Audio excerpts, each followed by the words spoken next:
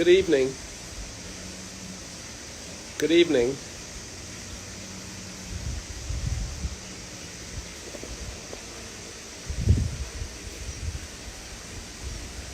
Today, I woke up to some sad news. I lost two friends overnight, and I thought about compounding of all the death and how much I've sustained, and I thought about my own mortality, and I thought about the suffering of those who, like myself, lost loved ones. The two that I lost last night were very dear to me.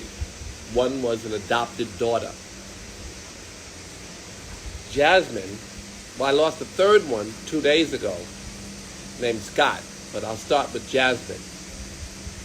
Jasmine was a person that Tamora and I met in the hospital about 25 years ago, maybe 22 years ago. We were producing a concert called Live Aid, and we were doing it like the Live Aid. We called it Urban Aid, and we had Mary J. Blodge and many performers, and we raised money to fight AIDS. We met this girl who was in the hospital. She was maybe 5 or 7 years old, and she was dying. She was on her deathbed. But the miracle drugs had just become available, and she was lucky enough to be one of the recipients of the miracle drugs that saved many people's lives. So Jasmine survived, but had many complications. Jasmine became like an adopted daughter. When she was this big and given the drugs, she grew to be maybe this big. When she, and at a full adulthood, she grew to be still very, very small.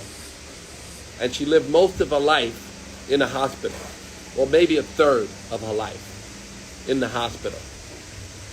And she had maybe 100 operations. 100 operations just to keep her alive. It was always the liver, the kidney, it was always something. And I, over those 25 years or so, 22 years or so, gave her computers and financial support and helping her find an apartment, and brought her to my house many times, and my daughters got to know her and be close to her, and Kimora, of course, was close to her. And she was a source of inspiration to me all the time. I would speak to her, and she would say, "Uncle Russ, aren't we blessed to be alive?" And she would say that many times from her hospital bed. She would say how blessed she was to be alive, even though she was preparing for an operation or a post-operation, and she was in the hospital, and always in some kind of pain or suffering, but always cheerful. And anytime I spoke to her, I was totally disarmed, because like most of us, our mind creates ways to suffer until we see the suffering of others and are able to count our own blessings. We will create ways for us to suffer. But not only watching others suffer, but reminding us that gratefulness is key.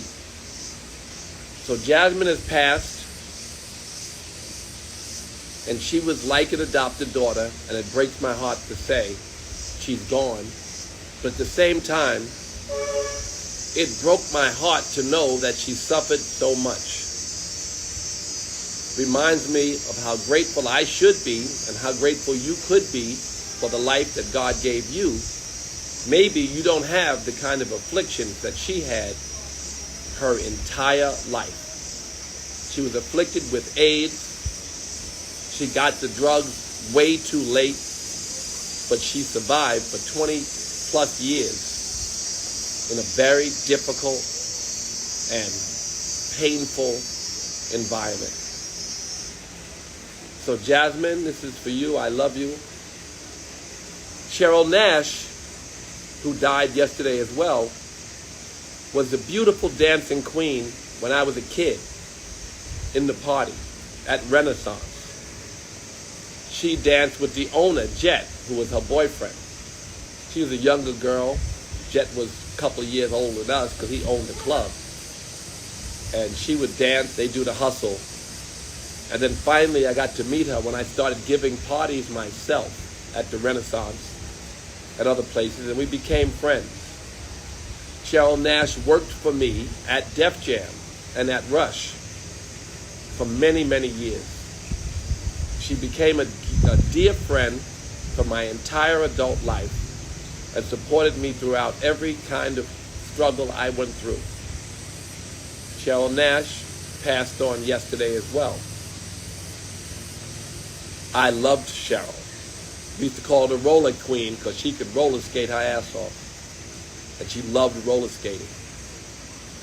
And finally, Scott, who died only a few days ago. Scott was the happiest person at Def Jam, but he really worked at Rush Management. He managed Slayer along with Rick Rubin, and he managed Biohazard and other bands, and he was beloved by the entire Def Jam family. And Nikki D informed us that he passed on, but now, of course, it's been in the media. He made his way in the music industry and became very successful. So for the three people who passed on, I can only say that it hurts, but at the same time, I know God received all of them as angels, that they are beautiful and inspired souls. The yogi knows that he or she is not a body or a mind. He or she has a body and a mind. And when the body and the mind stop working, the spirit wants freedom. And that freedom is the end result of all of our work.